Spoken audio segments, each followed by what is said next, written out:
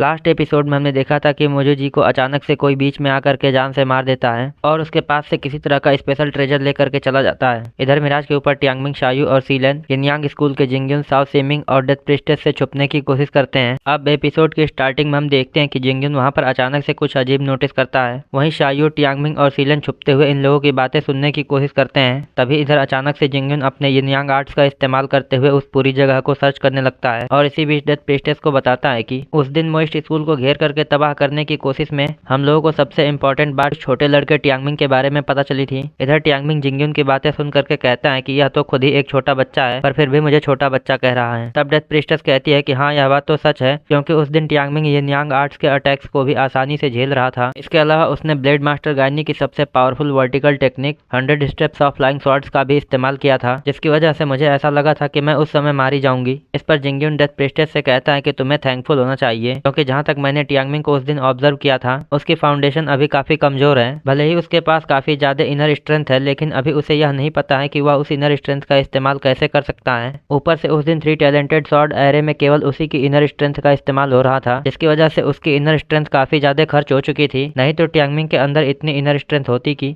उसके 100 steps of flying sword के इस्तेमाल करते ही तुम जान से मारी जाती। इधर टियांगमिंग अपनी तारीफ सुन करके खुश होते हुए सोचता है कि कोई बात नहीं, अब यह लड़का मेरी तारीफ कर रहा है, इसलिए अब मैं अपनी पहले की बेइज्जती को भूल सकता हूँ। तभी जिंगयुन डेथ प्रिस्टेस और साओ सेमिंग को बताता है कि एक्चुअल में मैंने अभी अभी यहाँ पर टियांगमिंग की इनर स्ट्रेंथ को महसूस किया है, इसलिए कहीं ऐसा तो नहीं कि वह लड़का हमारे जहाज पर ही है। तभी हम देखते हैं कि टियांगमिंग, शायू और सीलन के पास जिंगयुन का मैजिक पहुंच जाता है, जिसकी वजह से अब जिंगयुन एक एक करके वहाँ के सारे दरवाजे खोलना स्टार्ट करता है। इधर हम देखते हैं कि अब जिंगयुन के मैजिक की वजह से अचानक से टियांगमिंग का कर्स एक्टिवेट होने लगता है, जिसके बाद हमारा सीन शिफ्ट होकर के राजकुमार फूसू पर चला आता है, जहाँ पर राजकुमार फूसू प्राइम मिनिस्टर लीसी से कहते हैं कि मुझे शंघाई सिटी छोड़ने से पहले अपने फादर का एक टास्क कंप्लीट करना है। इस पर प्राइम मिनिस्टर लीसी एम्परर यिनजेंग के ऑर्डर को देखता है और राजकुमार फूसू से कहता है कि शायद आपके एफर्ट्स को हमारे किन एम्पायर के लोग ना समझ पाए, जिसमें सबसे पहले खास तौर पर कन्फ्यूशन स्कूल होगा। यह सुनकर के राजकुमार फूसू कहता है कि मैं कन्फ्यूशन स्कूल को ध्यान में रखूंगा, क्योंकि चाहे जो कुछ भी हो, मुझे अपने फादर के ऑर्डर को कंप्लीट करना है। तब प्राइम मिनिस्टर लीसी कहते हैं, ठीक है, मैंने पहले से ही एक मैसेंजर को जूनियर सेज विलेज में भेज दिया है, ताकि कन्फ्यूशन स्कूल को आपका मैसेज मिल जाए। इस पर हमें सेंगी का सीन दिखाते हैं। वहीं कन्फ्यूशन स्कूल में मास्टर फून यान अकेले ही मास्टर यान और मास्टर जीफेंग के साथ में कोई गेम खेल रहे होते हैं। तभी मास्टर जीफेंग मास्टर फून यान से कहते हैं कि सीनियर ब्रदर, हम लोग दोनों तरफ अपने दुश्मनों से घिरे हुए हैं, इसलिए आपको सावधान रहने की जरूरत है। यह सुनकर के मास्टर नियान पूछते हैं कि आखिर में ऐसा कैसे। तब मास्टर जीफेंग कहते हैं कि मुझे इन्फॉर्मेशन मिली है कि राजकुमार फूसू को उनके ही मेंशन पर जान से मारने की कोशिश की गई थी, लेकिन उस अटेम्प्ट में राजकुमार फूसू की तो जान बच गई, पर वहीं उसके बाद राजकुमार फूसू सीधे हमारे जूनियर सेज विलेज में आ रहे हैं। वहीं उनके मैसेज को देने के लिए हमारे यहाँ सेंगी आया था, जिसकी वजह से मुझे यह बात थोड़ी सी अजीब लग रही है। इस पर मास्टर फूनियान कहते हैं कि हमने कुछ गलत नहीं किया है, इसलिए मुझे नहीं लगता कि हमें किसी से डरने की जरूरत है। यह सुनकर के मास्टर जीफेंग कहते हैं कि भले ही हमने कुछ गलत नहीं किया है, लेकिन मुझे लगता है कि किन एम्पायर हमारे बारे में ऐसा नहीं सोचता है। इस पर मास्टर फूनियान पूछते हैं कि पिछले कुछ दिनों से मैंने सायू और टियांगमिंग को नहीं देखा है, इसलिए आखिर में वे दोनों कहाँ चले गए हैं। तब मास्टर जीफेंग बताते हैं कि सीनियर ब्रदर, अगर मेरा अंदाजा सही है तो वे लोग इस समय मिराज पर हैं। यह सुनकर के मास्टर फूनियान पूछते हैं कि मिराज तो किन एम्पायर के लिए काफी इंपॉर्टेंट है, जिसकी वजह से मुझे लगता है कि टियांगमिंग और शायू को यहाँ पर रह करके सेफली स्टडी करना चाहिए था, न कि किन एम्पायर के मिराज जैसी खतरनाक जगह पर जाना चाहिए था। तभी हमारा सीन शिफ्ट होकर के वापस मिराज पर चला आता है, जहाँ पर हम देखते हैं कि जिंगयुन अचानक से कुछ करता है, जिसकी वजह से टियांगमिंग, शायू और सीलन तीनों लोगों को पता चल जाता है कि ये लोग पकड़े गए हैं। वहीं दूसरी तरफ टियांगमिंग का कर्स भी लगातार एक्टिवेट हो रहा होता है। इधर युनसुन यूवी से पूछती है कि क्या तुम भविष्य बताने वाले सितारों को देख सकती हो, लेकिन हम देखते हैं कि यूवी अपनी माँ की बातों की वजह से उसे कुछ नहीं बताती है। दूसरी तरफ युनसन सोचती है कि इस लड़की के अंदर बहुत ही पावरफुल स्ट्रॉन्ग फोर्स है, जिसकी वजह से मैं इसका माइंड कंट्रोल नहीं कर पा रही हूँ। लेकिन हम देखते हैं कि अचानक से यूवी को कुछ होता है, इसकी वजह से वह टियांगमिंग के कर्स को महसूस करने लगती है। ऊपर से ऐसा महसूस करते ही यूवी के अंदर से ढेर सारी इनर स्ट्रेंथ बाहर आने लगती है, जिसे देख करके युनसन जैसे ही यूवी को छूती है, हम देखते हैं कि अचानक से यूवी के अंदर से भयानक सी इनर स्ट्रेंथ बाहर आती है और एक ड्रैगन का फॉर्म लेकर के एक डायरेक्शन में आगे बढ़ती है। उधर दूसरी तरफ जिंगयुन भी उस पावरफुल ड्रैगन को अपनी तरफ बढ़ता हुआ देख करके एक शील्ड बना लेता है, पर हम देखते हैं कि यूवी का ड्रैगन उस शील्ड को निगलते हुए आगे बढ़ता है और सीधा उसी दरवाजे पर जा करके जिंगयुन के मैजिक से फाइट करते हुए अंदर जाने की कोशिश करता है, जिसमें टियांगमिंग शायू और सीलेन होते हैं और थोड़ी ही देर में ये दोनों पावर से एक दूसरे से टकराते हुए उस दरवाजे को तबाह कर देती हैं। जिसके बाद हम देखते हैं कि वहाँ पर अब सब कुछ नॉर्मल हो जाता है। तब जिंगयुन बताता है कि एक्चुअल में यह टेक्निक तो सोल ब्रीदिंग लाइट ड्रैगन है। इस पर डेथ प्रिस्टेस भी हैरान होते हुए कहती है कितना पावरफुल ग्लाइडिंग ड्रैगन था। वहीं दूसरी तरफ हम देखते हैं कि टियांगमिंग शायू और सीलेन पूरी तरह से सेफ होते हैं। इधर जिंगयुन डेथ प्रिस्टेस से पूछता है कि आखिर में इस मिराज पर मेरे और युनसेन के अलावा कौन हो सकता है जो इतनी आसानी से ग्लाइडिंग ड्रैगन का अटैक लॉन्च कर सकता है। जिसके बाद वह सोचता है कि एक्चुअल में यह ड्रैगन तो युनसेन के ड्रैगन से काफी डिफरेंट था, क्योंकि इस ड्रैगन में इस्तेमाल की गई इनर स्ट्रेंथ बहुत ही प्योर और इनोसेंट थी। इसलिए कहीं ऐसा तो नहीं कि इस अटैक को उसी लड़की ने लॉन्च किया है जिसे युनसेन इस जहाज पर लाई है। इसके बाद हमें एक फ्लैशबैक दिखाते हैं जिसमें जिंगयुन ने यूवी को युनसेन के साथ देखा था, जिसकी वजह से अब उसे 90% विश्वास हो जाता है कि एक्चुअल में यह ग्लाइडिंग ड्रैगन जरूर उसी लड़की का था, क्योंकि यह ड्रैगन अभी बहुत ही ज्यादा अनस्टेबल था। इसके बाद हम देखते हैं कि अब जिंगयुन वहां से वापस जाने लगता है।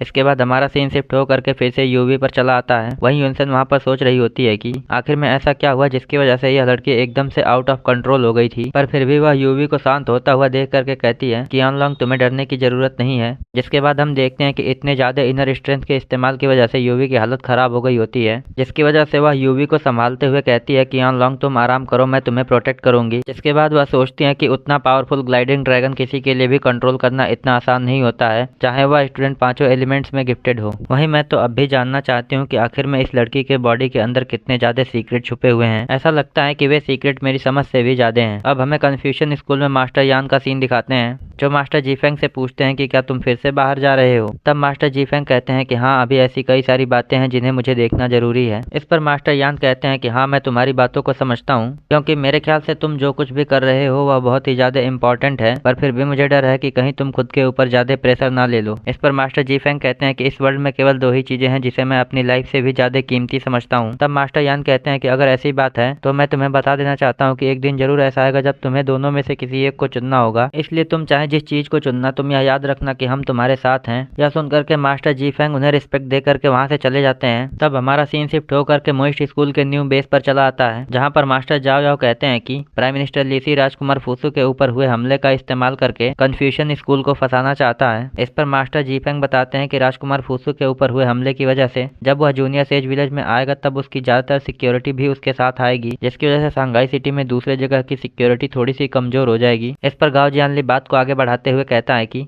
सिक्योरिटी के कमजोर होने का मतलब उस जेल से भी है जहां पर दाऊजी और मैनेजर डिंग को रखा गया है। यह सुनकर के मास्टर जाओ जाओ कहते हैं कि हमारे लिए यह बहुत ही अच्छी अपॉर्चुनिटी है जिसका इस्तेमाल करके हम लोग उन्हें बचा सकते हैं। पर तभी अचानक से मास्टर जीफेंग वेईजुआंग से कहते हैं कि मेरे ख्याल से आप इस बात से सहमत नहीं है। तब वेईजुआंग कहता है कि मेरे ख्याल से अब मोइस्ट स्कूल में बस कुछ ही लोग बचे हुए हैं, पर फिर भी ये लोग किन एम्पायर के मौत से भरे ट्रैप में घुसना चाहते हैं ताकि ये लोग बस दो बेकार से लोगों को बचा सकें। यह सुनते ही टेइचुई गुस्से में चिल्लाते हुए कहता है कि आखिर में तुम किसे बेकार कह रहे हो। इस पर वेईजुआंग कहता है कि मैनेजर डिंग तो पहले ही पकड़ा गया था और इसके बाद दाऊजी खुद ही जाकर के जनरल हान के हाथों पकड़ा गया, जिसकी वजह से अब किन एम्पायर के पास मोइस्ट स्कूल के दो लोग हैं। वहीं मैं इस तरह की हरकत को बेवकूफ़ी कहता हूं। जिसके बाद हमारा एपिसोड यहीं पे एंड होता है। I hope you guys like this video and subscribe my channel. और अगर आपने लास्ट एपिसोड ना देखा हो तो लेफ्ट वाली वीडियो पर क्लिक करके देख सकते हैं।